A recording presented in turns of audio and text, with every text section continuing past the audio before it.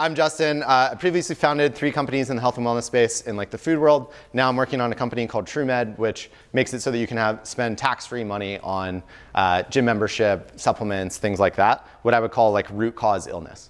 So I want to open this presentation. This is Chauncey Moreland. He, in 1898, was considered the world's fattest man. And what happens when you're the world's fattest man in 1898? You are a member of the zoo, and you exhibit all over the country as like an obese human that people would like ogle at through the bars. What I think is crazy is you look at that and like, I flew to Florida a couple months ago, and it's like not that different. We've come a very, very long way since Chauncey Moreland was literally a object that people would buy tickets to look at in the zoo. It's crazy. This is a graph of chronic disease prevalence in America. Basically, you can see that this has gone up like something like 8x in the last, what is that, like 80 years. And so this is a huge problem. It's new. Like this is not something that basically our great-grandparents really struggled with anywhere near the rates that we struggle with it today. And today we have the least healthy generations of Americans that we've ever seen. 50% of adults have pre-diabetes or diabetes, 73% are obese or overweight, 93% of Americans have at least one metabolic marker of dysfunction. Chronic disease is up nearly 300% since the 70s. There's also more bad stuff. So it's getting worse. Like our kids, 25% of kids have pre-diabetes. 45% of kids are overweight or obese. And the average American has 17 prescriptions fulfilled per person per year in the US. One more really bad slide. So the richest men in the US live 15 years longer than the poorest, almost entirely due to this chronic disease burden. We also are seeing girls hitting puberty 1 or 2 years sooner than they were 40 years ago. Wild. And we're seeing that sperm count and testosterone are down nearly 40% over the last 50 years. This is like a graph that I think is pretty crazy. You know, this is 28 years ago. We saw that there were literally 0 states in 1990 that had obesity rates above 20%. No state in the union had obesity rate above 20%. Today, there are literally 0 states where you can find an obesity rate below 20%. On top of that, we're seeing explosion in chronic disease, cancer, ADHD, inflammation, autism, all sorts of things. We're also, our system is just not working. This is the US life expectancy relative to how much we spend on healthcare. You can see the rest of the country kind of going like this, starting to get more expensive. The US spends more than any other nation and gets less out of that than anyone else. All while in the background, Americans are exercising more, we're smoking less, and we're still seeing record levels of chronic disease, obesity, and all these sorts of things. I firmly believe that like Americans don't want to be sick, fat, and fertile. And 50 years ago, like this is a photo of the beach from 1970, we weren't. Like there were no Chauncey Moreland sort of like, hiding in that crowd, having people kind of like, it was just like most people looked like this, and that's reflected in the chronic disease statistics. This guy even has great abs, and he looks like he barely works out. So what I think is like truly the most important question, I think it's literally the biggest issue in the country, is like, what is going on? Why is this happening? Why now, and what do we do about it? And I think that in many ways, all of this is happening due straight up to incentives. Like the system, I would say, what I would call like our food system, our healthcare system, makes money, frankly, when the most profitable customers are not ones that are healthy. They're not the you or I, hopefully, that like don't go to doctors very often, are not on 17 prescriptions, or not getting surgeries and sort of like in and out of the healthcare and medical system our entire lives. The most profitable consumers are the consumers that are addicted from a food standpoint to very high margin, very addictive foodstuffs like the products that you see here. From a healthcare standpoint, the most profitable consumers are the consumers that are in and out of the system, where today 85% of all of our healthcare spend goes towards managing chronic disease. What does managing mean? Like if you have if you have a cold or something, you can go to the doctor, they'll give you something, you stop having that cold and you exit the system. When you have a chronic disease, which is where most of our healthcare spending is going today, you are just in and out. The system is managing that condition for you. They're not curing it. You're not exiting the system. You're a profitable consumer of the service of healthcare basically until you die. And I think that what is going on and why this is happening is that there's a ton of money and a ton of incentives from big food companies and other institutions within healthcare to push you towards very high margin, very addictive foodstuffs that are very, very profitable. And so these I'll focus on big food companies. That's kind of my background.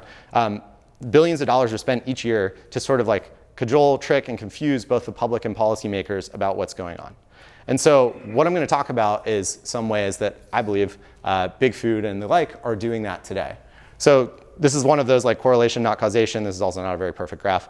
But you can see like, let's just say that the obesity or the food-related guidelines did not do much to influence in a positive way our obesity epidemic.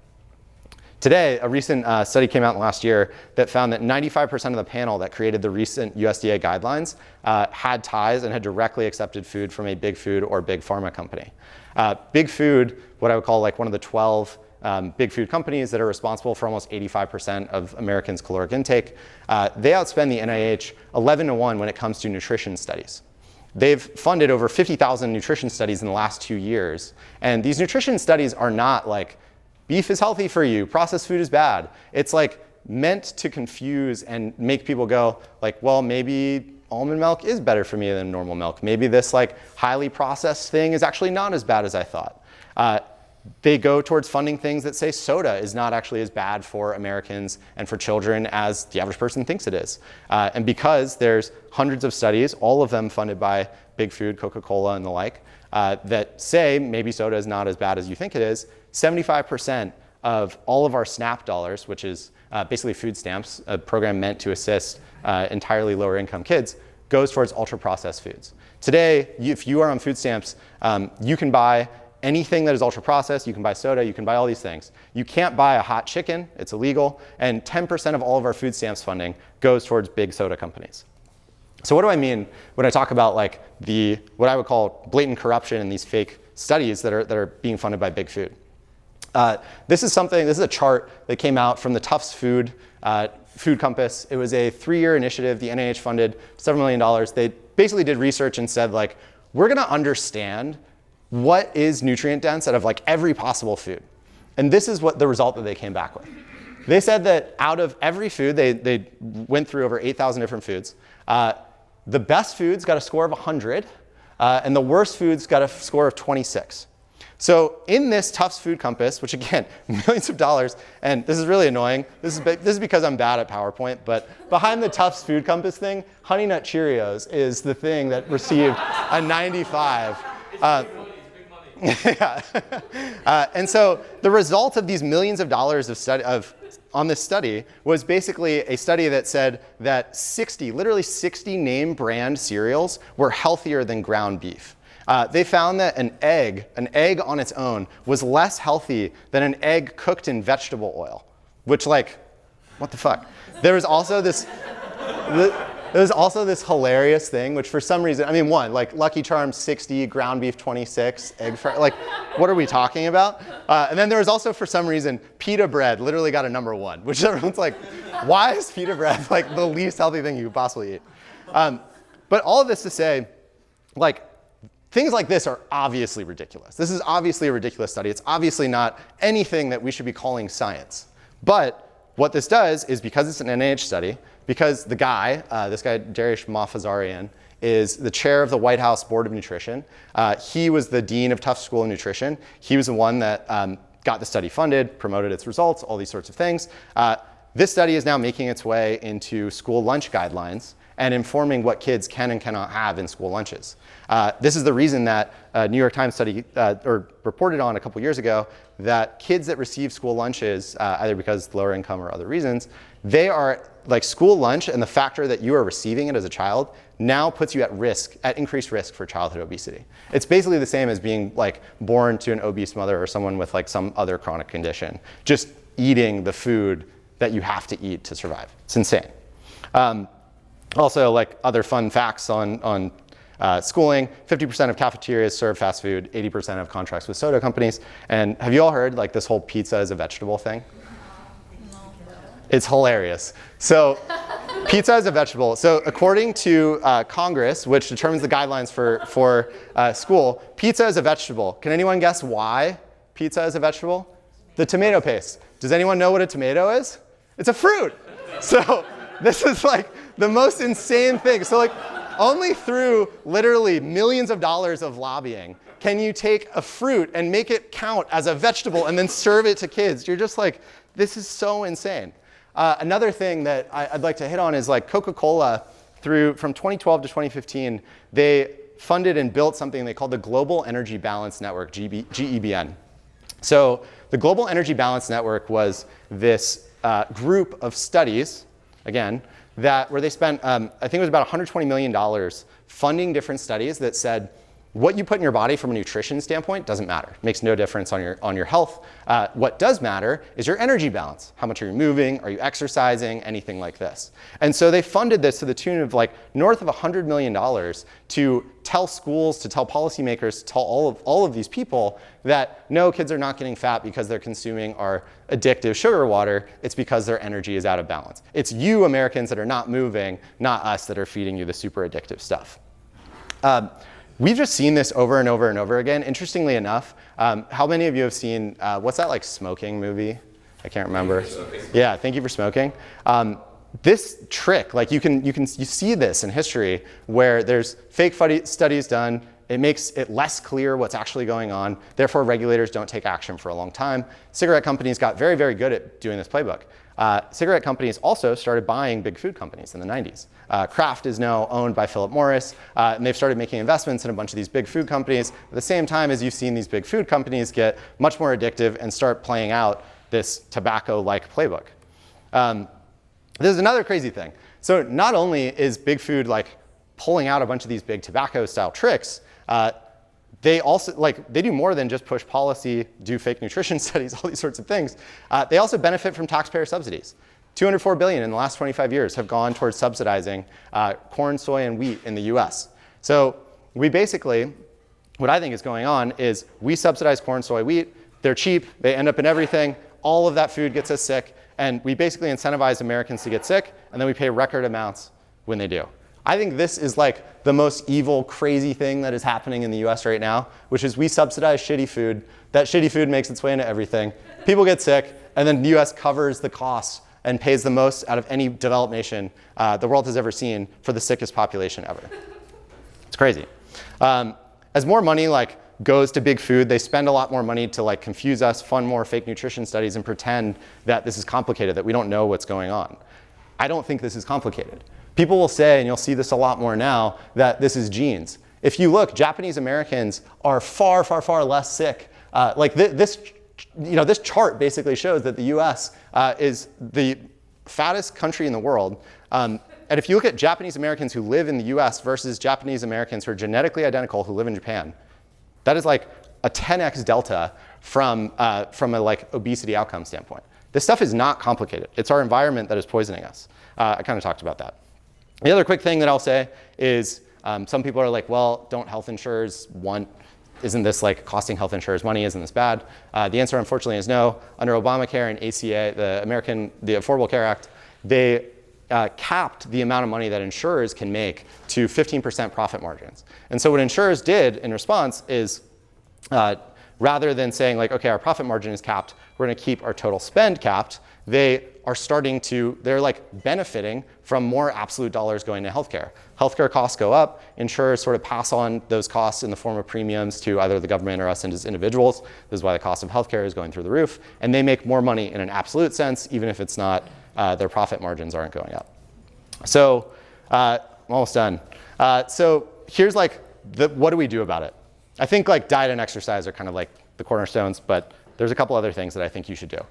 The things that I would say, minimize or cut out the big three: corn, soy, wheat, by far the most processed, highly processed foodstuffs that we have in our food system today.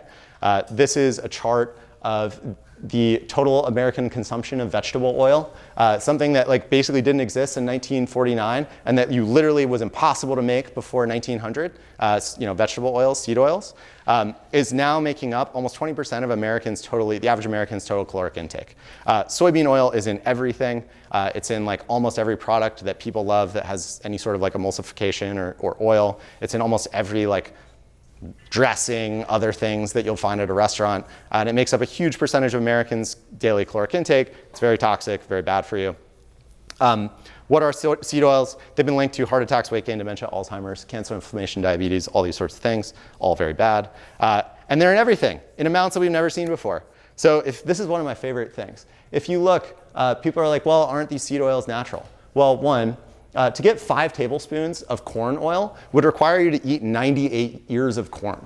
Like, I literally don't think that if I wanted to, I could sit down and consume 98 ears of corn just to get like, literally like 5 of these things from a corn oil standpoint.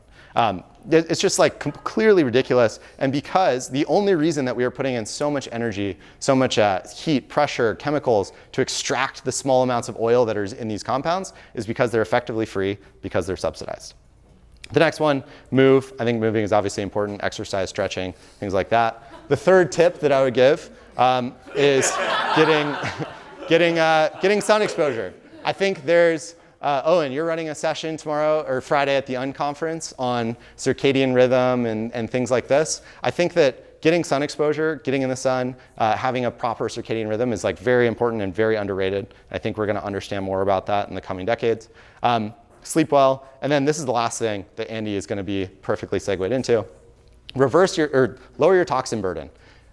90+% of Americans have measurable phthalates, PFAS, in their blood, in their urine, in their water. And the scariest thing to me is that the highest cancer rates that we see as a society are in the parts of the body, breast, testes, prostates, lungs, that accumulate these compounds, that accumulate these forever chemicals, as they're called. And I think that we are going to find out more and more that these are root cause of a lot of the explosion in cancer that we're seeing over the last 20 years. Glyphosate is a great example of this. It is the most common pesticide used in the US. It's banned, going to be banned as of January next year in the EU, along with 28 countries. The US allowable limit is 7,000 times what it's allowed in the US. This is just fact. Recent study found that 100% of cereals had measurable levels of glyphosate that were in the 10,000 parts per billion sort of range. This is like, I think, 700 times larger than the US allowable tap water limit. And these compounds have really, really serious developmental, endocrine, and hormonal impacts. This is a study that came out of Mexico that showed that they took 4 females that were, I don't know, a little over 4 years old.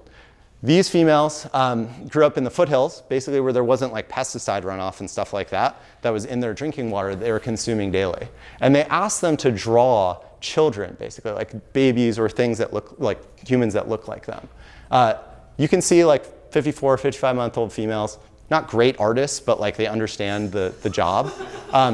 This is the sad part.